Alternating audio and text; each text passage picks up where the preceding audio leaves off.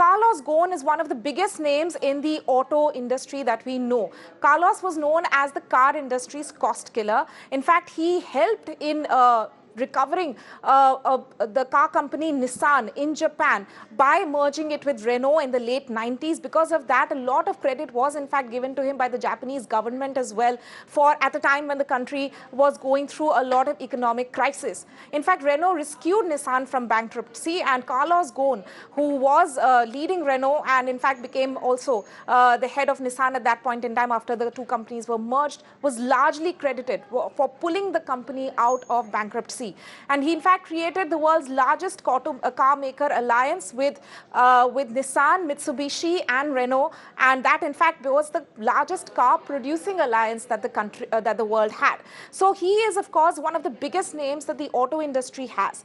Now let us look at what exactly happened last year. The fact that there was a scandal which broke out. He was in fact charged at that point in time. The graphics on the screens there, which shows the case which had been which the Japanese investigators were looking at against Ghosn. He was arrested in November last year for financial misappropriation. In fact, the exact charges, if we look at the next point, was that he had allegedly earned around $88.7 million between 2011 and 2015. But the next point over there will show you that according to the Japanese investigators, and also later on Nissan cooperated with that investigation, where they said that allegedly he reported only half of his salary.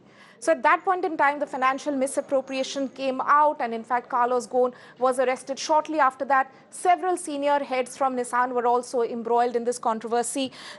Carlos Ghosn, in fact, was arrested and spent 3 months in jail before he was finally let out on bail. But there were a lot of strict conditions that he was, in fact, in bail on. He was going to face trial in Japan later this year. If we also go into the next points over there, it shows that he had been kept under very, very close monitoring. If we go into the next point, it will show that there was a 24-hour surveillance, which was in fact done by the Japanese investigators, where there were CCTV cameras which had been installed outside his house. He was also not allowed to use a lot of technology in terms of gadgets or mobile access that he had, mobile phone access. And also the next point shows that he was banned from traveling abroad.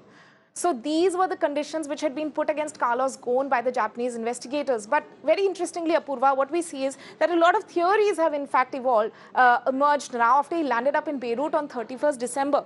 Let's take a quick look at what the international papers have in fact been reporting and the media has been reporting. According to a Lebanese TV channel, Carlos Ghosn fled from Tokyo disguised amongst a band of musicians. According to this channel, if we go into the next points there, it shows that he apparently the band had performed at his house on the 31st of December. Following that, apparently he hid himself in a large musical instrument case. Now, this is a theory which has been given by this media channel, that Carlos Ghosn hid himself inside that case. The case was then hurried off to the local airport, and it was a jet which then flew him to Turkey before reaching Lebanon on a private jet. Now, that is one of the theories which has come out from a Lebanese TV channel. If we go into what the Wall Street Journal, rather, in fact, reported, according to them, there was a team which was carefully assembled to carry out the plot. And this team apparently had accomplices in Japan, but they were located primarily in Lebanon. So this was like a cross-country team which had been set up. And according to the Wall Street Journal, this group, if we go into the next point there, which shows that they had also made certain arrangements of a private jet. The next point there will show you that they transported Ghosn from his house in Tokyo onto a private jet which was bound for Istanbul. And from there onwards, if we go into the next point, he continued his journey to Beirut. So first, the jet reached Istanbul, and from there, he reached Beirut. Now, as far as Carlos Ghosn is concerned, he has not spoken at all, of course, exactly, and neither have his lawyers really given out details of how exactly he managed to land up in Beirut.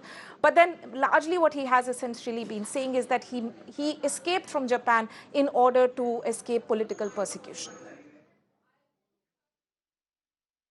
Absolutely, and extremely interesting details really emerging out of that great escape, and one really wonders how Carlos Ghosn actually managed to escape from Tokyo to Beirut. We'll have to leave it there, Tanima. Many thanks for joining us and getting us those updates.